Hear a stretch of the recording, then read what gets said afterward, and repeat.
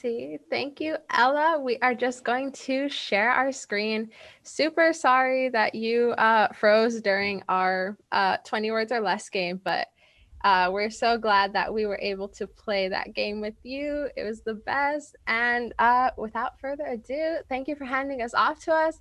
We are going to be presenting today on tobacco and environmental concerns. So my name is Kayla. And I'm Kevin. And before we get into our presentations, we're just going to go ahead and introduce ourselves to you all. So we're not just like a bunch of strangers presenting to you. So my name is Kayla, and as you guys saw in the 20 words or less game, you saw a few members from my youth group. So they are up in the very top right corner of the screen. We just started our youth group, and we are really hoping that this next coming year, we can do more projects in our community. And that is why I became a teen ambassador. I'm a second-year teen ambassador from El Paso, Texas. Super excited to be here with you guys. And on my screen, I have my two dogs because they will just make their way into any presentation I have. They have to have the spotlight. That's also why they're in the middle. And I also have my tags in the corner. So if you all want to follow me later, we can connect on social media. Go ahead and take a picture of that so we can connect. Kevin, if you want to introduce yourself. Yes. Good morning, everyone. My name is Kevin Moreno, and this is my first year as a teen ambassador for Say What. I'm 16 years old, and I attend Harlingen School of Health Professions in Harlingen, where I will be a junior this incoming fall. And just like a lot of you, during quarantine, I was able to expand some of my hobbies, one of those hobbies being tobacco prevention. That's so that I was even able to expand my tobacco prevention youth group, which the name is TPCC Youth Group, as you can see in the screen. And that stands for Tobacco Prevention and Control Coalition, which is a coalition based in Cameron County, Texas. All right, so with that being said, and before we go any further, I just want to let you guys know that later on, we will have a Q&A session. So if any questions arise during this presentation, make sure you put that on the Q&A session tab on Zoom, and me and Kayla will do our best to answer those questions. All right, so let's get right into it by going into my first topic of discussion, which is going to be over vape waste. All right, so when you often think about the negative effects of vaping, we often associate them with the negative internal effects that they have on us as individuals, such as causing popcorn lungs, pneumonia, asthma, and all these types of deadly cancers. We often forget or we don't know about the negative effects that they cause on our external environment, such as pollution to our air, land, and water supply. So with that being said, I want to ask you guys a quick question just to get the ball rolling and to see what you guys know. And that question is, true or false? Juuls and other vape pods can cause an alarming rate of pollution. Drop your answers in the chat below. Let's see. Okay, I'm getting some true ones. True, true, true, true. Yeah, basically all of you guys are saying true, and you guys would be correct. Yes, Juuls and other vape pods do cause an alarming rate of pollution to our environment. And if you guys said false, don't worry, because I'm about to tell you guys everything you need to know about waste. So let's go on to my next slide, where I will be talking about single-use vape pods. So Juul cartridges or pods are single-use plastic products, which means that these products are intended to be used one time and one time only. Each pod contains around 200 puffs of nicotine, which is the same amount of nicotine in 20 cigarettes worth of nicotine, or roughly the same amount of nicotine in a pack of cigarettes. And as I previously mentioned, according to their website, these products are not intended to be reused.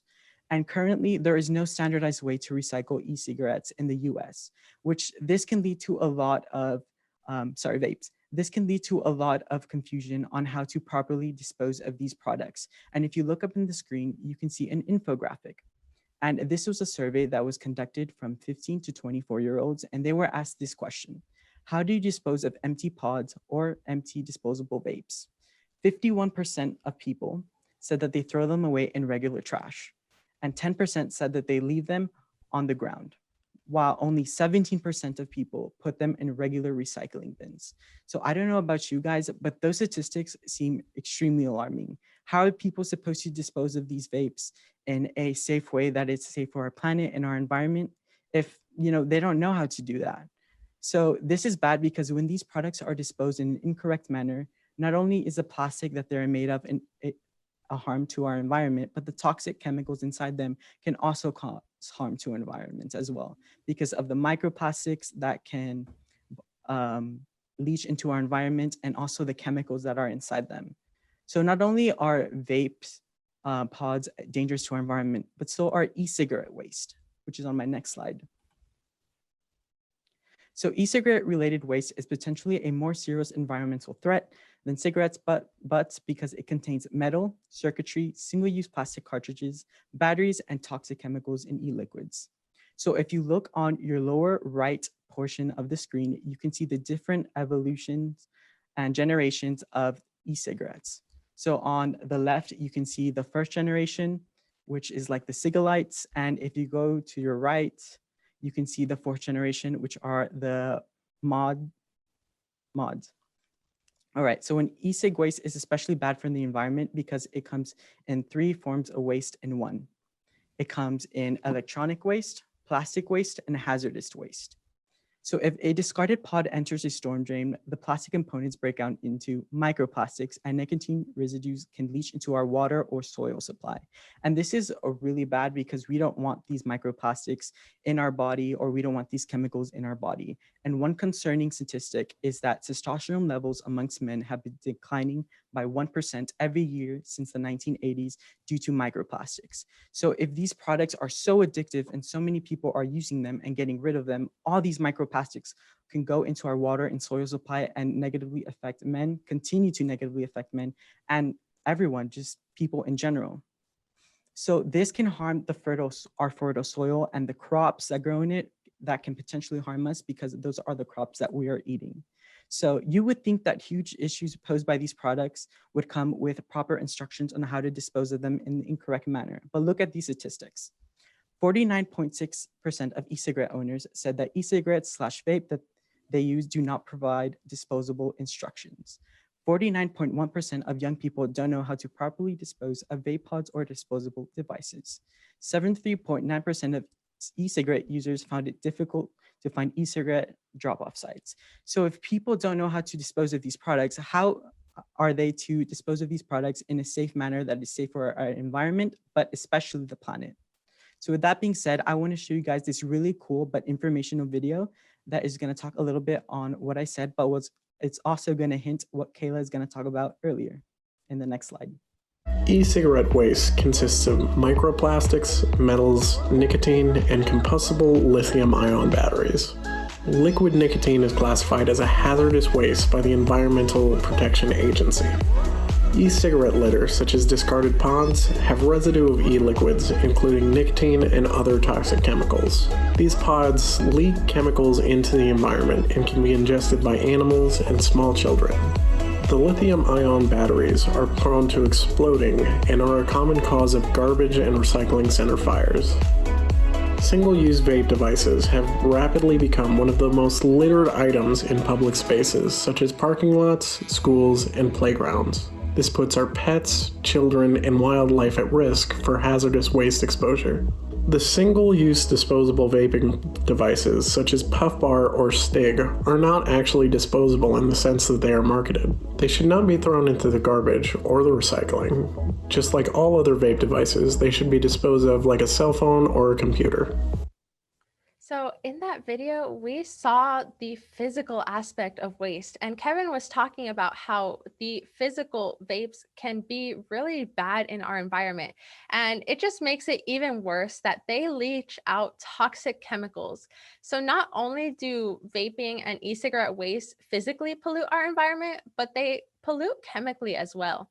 Toxic chemicals leach out of the waste that is produced by e-cigarette devices, their batteries, and their pods.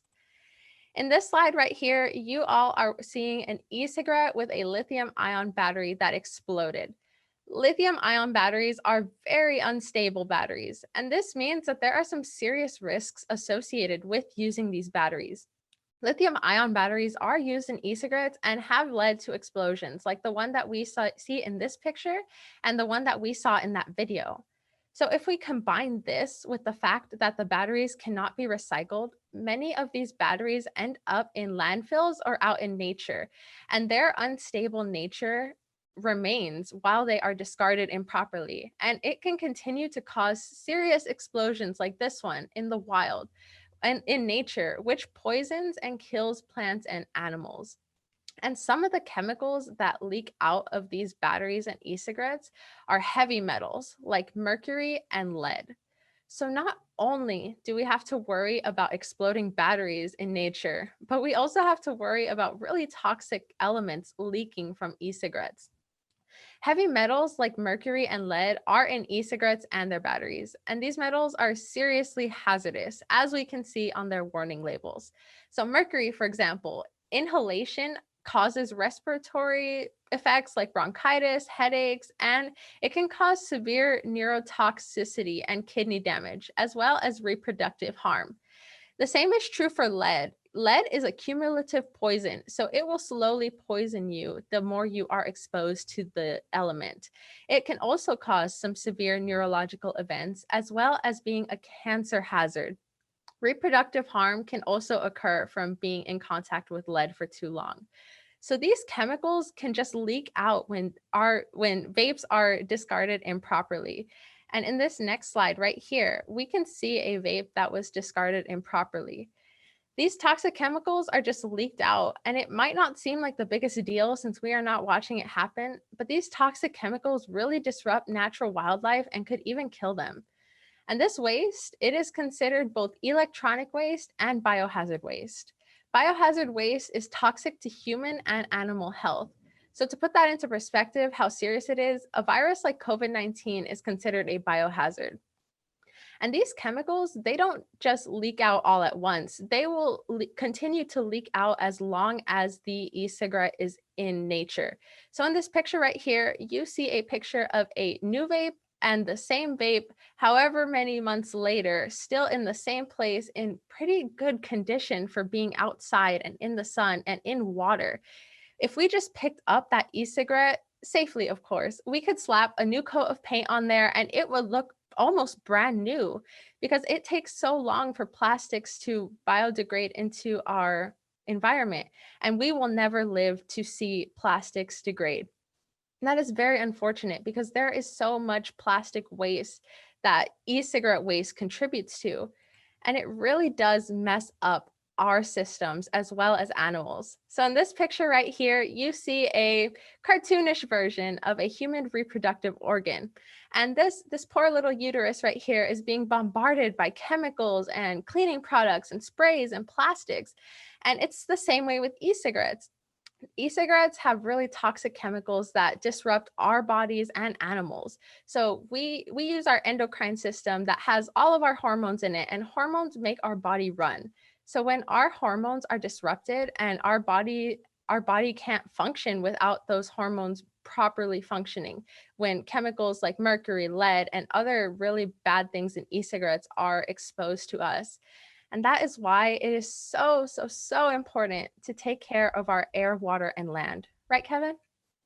Yes, Kayla. So as Kayla previously mentioned, I will be talking about air, water, and land environmental concerns. So let's get started by going to my next slide, which is over land pollution. So under optimal conditions, it can take at least 9 months for a cigarette butt to degrade. The sun may break down cigarette butts into smaller pieces of waste, which may dilute into the water or soil, which could potentially harm us because of the 4,000 plus chemicals found in cigarettes. Unlike cigarette butts, e-cigarettes waste cannot biodegrade. It can break down into microplastics, but it cannot biodegrade under severe conditions. E-cigarette cartridges discarded on streets mix with leaf litter and get pushed around by weather events, eventually breaking down into microplastics and chemicals that flow into storm drains and pollute waterway and wildlife. So if these cigarette butts,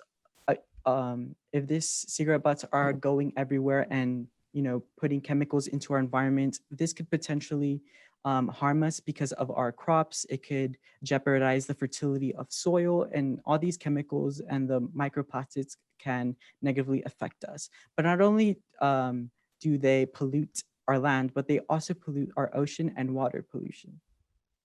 So not only do e-cigarette waste harm our land, it harms our ocean as well, as I mentioned. In one laboratory study, the chemicals that leach from single cigarette butt that was soaked in 24 hours in a liter of water released enough toxins to kill 50% of saltwater and freshwater life that were exposed to it for 96 hours. So think about that. One single cigarette that was in cigarette butt that was in 1 liter of water and it was soaked in this water could kill 50% of saltwater and freshwater life. So if this one single cigarette butt was able to kill that amount of wildlife, just imagine how these cigarette butts in a mass could kill all this wildlife. But unfortunately, these products pollute our land and our water, but they also pollute our air as well. So e-cigarettes contribute to indoor air pollution and cause indoor air quality to worsen. According to the annual review of Public Health Journal, high levels of indoor air pollutants produced by electronic cigarettes call for precautionary measures to protect public health. According to a study, nicotine in aerosols lead to an increase in nitrogen monoxide in the respiratory air of consumers only after 5 minutes of e-cigarette use. So if these toxic chemicals are around us and our peers, they can negatively affect us by secondhand smoke. So secondhand smoke produced can negatively affect our peers by increasing their chance of developing asthma or even having asthma attacks. So asthma is a very serious condition that a lot of people unfortunately have, and asthma attacks are even deadlier. If asthma attacks are not treated quickly or correctly, that person can potentially die in a matter of minutes. E-cigarette aerosols also contain cancer-causing chemicals according to the American Cancer Society. So those carcinogen causing chemicals can negatively affect everyone by causing cancer, which is, extremely sad because who wants cancer? Nobody wants that. But let's talk about a product that pollutes our land, pollutes our water, but also pollutes our air, which that product is cigarette butts. So here's a very serious fact. Cigarette butts are the most littered item in the world, with 4.5 trillion, not million or billion, but trillion discarded each year. Since the 1980s, cigarette butts have constantly compromised 30 to 40% of all items collected in annual and international coastal urban cleanups. These products contain over 4,000 chemicals in them, such as lead, acetone, ammonia, arsenic, and much more. And if you look up on the screen, you can see a few of these chemicals that are in these cigarette butts. Items that are used to light up or cover these products also pollute our environment. For example, 12,089 cigarette lighters, 58,672 cigar tips, and 33,865 tobacco packages or wrappers were removed from US waterways in 2015 alone. It's a little ironic, well, extremely ironic, how these classic products that started this epidemic are now moving to harm the environment after they got tired of killing/harming people. So I want to bring in a personal example that I have. So as I previously mentioned, I am part of a Tobacco Prevention Coalition, which is TPCC Youth Group, which stands for Tobacco Prevention and Control Coalition. And a few months ago, my group hosted a cigarette butt cleanup in my hometown of Harlingen, Texas, where we were able to pick up more than 930 cigarette butts. Keep in mind that this was done in a short period of time in a small portion of Jackson Street, which is a street in Harlingen, Texas, and a short amount of time and a small portion of land. If we were able to pick up so many cigarette butts in that small land and small time frame that we had, just imagine how many cigarette butts are around the world or around our communities. No wonder they're the most littered item in the world. They're practically everywhere. So Kayla, what can we do to keep this industry accountable? You know what, Kevin? It is really unfortunate that there were so many cigarette butts and electronic waste in your small area of town where you all had your cigarette litter pickup. And we have to blame and hold the industry, big tobacco and e-cigarette companies accountable for that, because they have absolutely no rules or regulations on the matter of environmental waste. E-cigarettes are not recyclable, and e-cigarette companies do not give any clear instructions on how to dispose of their products. There is absolutely no way for consumers to know if they are disposing of the device in the proper way, which can lead to confusion and even more toxic waste that is polluting our beautiful environment. And the lack of rules actually leads to statistics like this. A Truth Initiative survey found that nearly half of e-cigarette device owners said that their e-cigarette or vaping device that they currently used did not provide any disposal information, such as where to send their batteries or their empty pods. This survey also found that nearly 60% of e-cigarette users who had vaped in the last 30 days found it inconvenient to dispose of e-cigarette waste responsibly. So those 60% of e-cigarette users will just throw out their e-cigs into the environment or into the trash, which can lead to some serious explosions and chemicals leaking into our beautiful planet. And we do have the companies trying to make themselves look like the good guys. For example, we have Philip Morris International and their campaign with "Our World is Not an Ashtray." In this campaign, they tried to look as environmentally friendly as possible, and they just slapped their name and brand on there. But this is just them trying to be the good guys, and it is an example of virtue signaling. So virtue signaling, as you can see on the screen, is the action or practice of publicly expressing opinions or sentiment intended to demonstrate one's good character, even if they don't necessarily have that good character or hold that morale in their hearts. So these companies are just trying to be the good guys. So in 10, 20, 30 years, when the pollution on our earth gets to a certain point, they can look back and say, hey, we tried to do something. We tried to save our planet, even though we know that they did not do anything of real substance. And that's why it's so hard to hold the industry accountable, because they are constantly pulling tricks like that and putting their name on supposedly environmentally friendly projects. So until we figure out the best way to hold the industry accountable, it is up to youth groups like mine and Kevin and yours to keep our communities as safe, happy, and healthy as possible.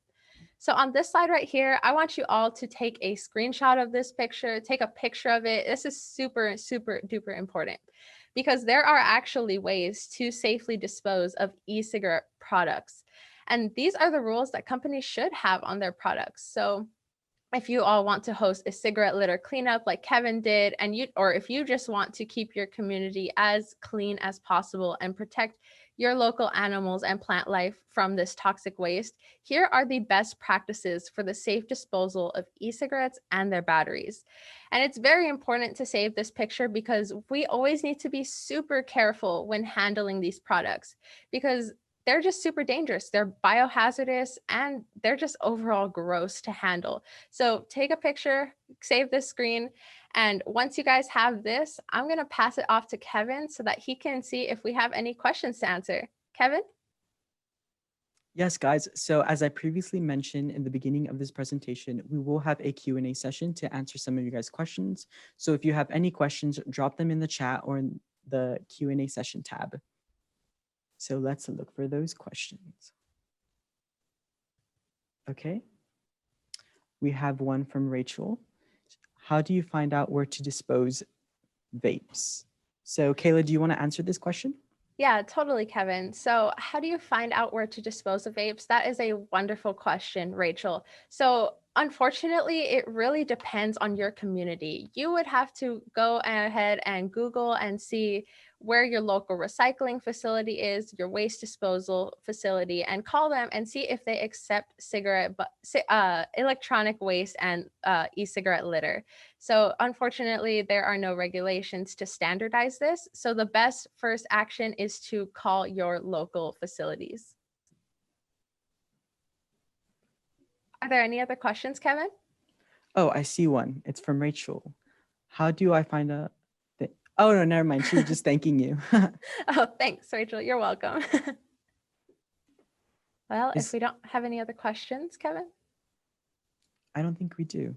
Okay, because unfortunately, I cannot see the Q&A box. So if we don't have any other questions, we can just go ahead, and if you guys have any other questions that you think of later regarding our presentation, you can go ahead and follow us on all of these platforms at TXAWhat, or use the handles that Kevin and I provided you later. You can ask us a question. Don't feel shy.